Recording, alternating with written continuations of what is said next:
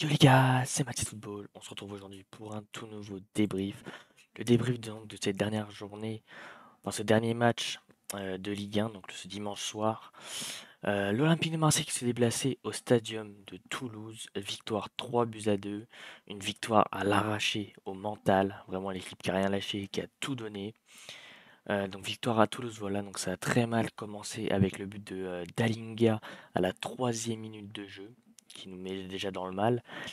L'équipe qui n'a pas réussi à réagir en première période et donc qui a dû mieux revenir en deuxième. C'est le cas donc et on revient à un partout grâce à Chancel Mbemba à la 52e minute. On enchaîne ensuite avec un but de Cengiz Under à la 59e minute. Puis ensuite, on continue à atomiser cette équipe de Toulouse sur cette deuxième période grâce à un but de Nuno Tavares à la 78e minute. Et le point noir de ce but, donc l'après de ce but, c'est Ado Onaïwu à la 87e qui vient redonner espoir à Toulouse. Heureusement, après ce but, il n'y aura pas d'occasion franche, pas d'occasion tout court. Donc victoire 3 buts à 2 de l'Olympique de Marseille à l'extérieur. Donc au niveau des frappes, on est sur du 15-15, 6 cadrés, 7 cadrés, deux équipes qui ont beaucoup joué vers l'avant, deux équipes qui ont beaucoup proposé. Faut pas oublier que Toulouse en 2023, c'est la meilleure équipe en termes de buts marqués dans le top 5 européen, avec 32 maintenant buts, ce qui est juste énorme. Mais, euh, mais voilà, ouais, en fait aujourd'hui on perd, enfin, excusez-moi, ouah, j'ai pas dormi. Donc aujourd'hui on gagne ce match, mais on en prend quand même deux. Donc c'est peut-être le petit point noir, voilà, en début de match et à la fin de match. C'est deux buts qu'on prend. C'est toujours bon de faire des clean sheets, là malheureusement on l'a pas fait. Au niveau de la possession les mecs, on s'en fout un peu, hein. Et voilà, sur la fin ils ont beaucoup plus le ballon. Au niveau des fautes, 8 à 10, ça va. Carton jaune les mecs, on a eu deux cartons jaunes du côté de l'Olympique de Marseille. Et par contre on a eu la blinde de corner avec 10 corners à 3. Vraiment je pense que tous les corners viennent de la seconde période. Au niveau du classement, donc, Toulouse qui reste à la 11e place, voilà, à proximité de Clermont 12e et Reims 10e. Et l'Olympique de Marseille, du coup, qui reprend sa deuxième place au détriment de Monaco qui était monté devant eux. Mais voilà, Marseille qui reprend 3 points, qui est sur une bonne dynamique et donc qui affrontera le Paris Saint-Germain au prochain match et qui pourrait revenir potentiellement à 2 points si Marseille gagne ce match. Donc il faudra le gagner impérativement. Au niveau des équipes, les mecs, on avait un 4-1, 4-1 du côté de Toulouse avec Maxime Dupé dans les cages qui a fait un super match, qui a quasiment tout sorti. Avec Pougard, qui est-ce que c'est Pougard? Dessler, j'avais oublié son prénom, les mecs. Dessler qui a fait extrêmement mal à Tavares. Voilà, Tavares qui a eu du mal à le prendre vraiment. C'était très très compliqué pour lui. On voyait même qu'à la fin ça chambrait un peu. Mais c'est quand même Tavares qui en sort vainqueur. Parce qu'il met ce but voilà, devant lui. La charnière Roux-Nicolaïsen, ça a fait le taf du côté de Toulouse. Suazo qui a réussi à contenir Jonathan Klaus, même s'il arrivait quand même à passer quelques fois. Spearings dans l'entrejeu qui a été très très bon. Aboukla, voilà, par contre, lui qui a fait très très mal, hein. Aboukla, les Ratao, les mecs nous ont fait extrêmement mal sur les côtés. Vraiment, on était très en danger. De Jaeger et Van Den Boomen, deux joueurs qui arrivaient à distiller les ballons, à très vite se projeter, donc ils ont fait très très mal. Et Dalinga, à part son premier but finalement, voilà, qui passe devant Balerdi. À part ce premier but, il y a pas eu grand-chose voilà, de la part de Dalinka, mais qui a quand même beaucoup embêté Léo Balerdi. Et du côté des entrants, voilà, on a Ado Onaïwu qui lui par contre a beaucoup apporté pour Toulouse en mettant ce but. Je pense notamment aussi à Shaibi par contre qui lui à l'inverse a fait une très très mauvaise entrée, qui n'arrivait pas à aligner certaines passes toutes bêtes. Mais bon, tant mieux pour nous à la finale. Paul Lopez qui a fait un bon match, à un moment il sort une double parade exceptionnelle, il n'y avait pas de hors-jeu les mecs, donc heureusement que ce match, ces ballons-là, il la sort, donc on a évolué comme d'habitude en 3-4-2-1, voilà, on connaît l'Olympique de Marseille avec cette composition comme d'habitude. Donc on avait le droit à la charnière Kolasinac, Balerdi, Mbemba, en l'absence de Gigot malheureusement blessé, il sera certainement pas là pour le Classico.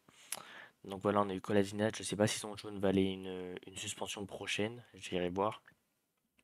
Mais donc la charnière, voilà, qui a fait un bon match. Mbemba qui a d'ailleurs été buteur. Donc vraiment, ça fait grave plaisir. Balerdi, comme d'habitude. Enfin, ça le faisait un peu moins ces derniers temps, mais on sait qu'il a pas beaucoup joué. Mais il se met très vite en danger tout seul, voilà, sur des passes pas bien appuyées, des contrôles vers l'arrière. Donc plusieurs fois, il n'est pas du tout rassurant. Mais bon, c'est Balerdi à force, hein, voilà, on s'y fait. On a eu le droit donc aussi aux deux pistons de Tavares et Jonathan Clauss qui ont fait un super match. Tavares en première période qui avait beaucoup de mal à distiller les ballons. Mais en deuxième, ça s'est beaucoup plus ouvert et ça nous a profité. Jonathan Klaus qui a fait un super match aussi également, mais qui a pas fait le même que Nuno Tavares. D'ailleurs, c'est lui qui sort pour laisser sa place à Caboret. On a eu nos deux pivots, Verretou Rongier, qui ont fait un super match comme d'habitude, à la récupération, à la projection, renversement de balle. Voilà, comme d'habitude, c'était un très très grand match. Pareil pour Rongier, hein, le patron de ce milieu de terrain, vraiment comme d'habitude, hein, en attaque comme en défense. Juste incroyable bagage physique que ce joueur possède. Adil Ounahi qui a été vraiment transparent, ça explique d'ailleurs sa sortie à la 45e minute, donc à la mi-temps en gros. Ça explique vraiment sa sortie parce qu'il a été fantomatique, vraiment des prises de balles vers l'arrière, des passes qui ne font pas avancer le jeu. Et malheureusement, il fallait réagir en étant mené 1-0 à la mi-temps, donc Ounahi qui a été obligé de céder sa place. Under qui a fait un super match, voilà, comme à son habitude depuis le retour de l'après-Coupe du Monde. Vraiment Under qui était partout sur le terrain, qui prenait le rôle de piston de Jonathan Lewis, qui se protège sur le côté droit. D'ailleurs, sa reprise est magnifique, je vous invite à aller la voir. Voilà, limpide du pied gauche, plat du pied, parfaite. Et Alexis Sanchez un peu moins en vue ce soir malheureusement. Mais voilà, je pense qu'il fait quand même un bon match. Il fait beaucoup chier les défenseurs adverses. Voilà, donc c'est ce qui fait sa force aussi, sa grinta, hein. Plusieurs fois, il gagne des ballons aériens. Alors que vraiment, il est petit, Sanchez, mais il arrive à gagner des ballons aériens, franchement, face à des Roux ou des Nicolaïsen. Donc franchement, très très bon. Grosse débauche d'énergie encore. Malheureusement, il n'y a pas de but à l'arrivée, il n'y a pas de passe décisive. Mais voilà, il a quand même été là dans le jeu, il a été très très présent. Bailly qui jouera certainement face à Paris, je pense. Donc qui a rentré à un quart d'heure de la fin pour reprendre un peu de rythme. Guendouzi qui a rentré à la place donc de qui est-ce que Guendouzi, je pense qu'il a remplacé Under, si je dis pas n'importe quoi. Malinowski qui a remplacé Asdin, Unai et Kabori qui a remplacé Klaus.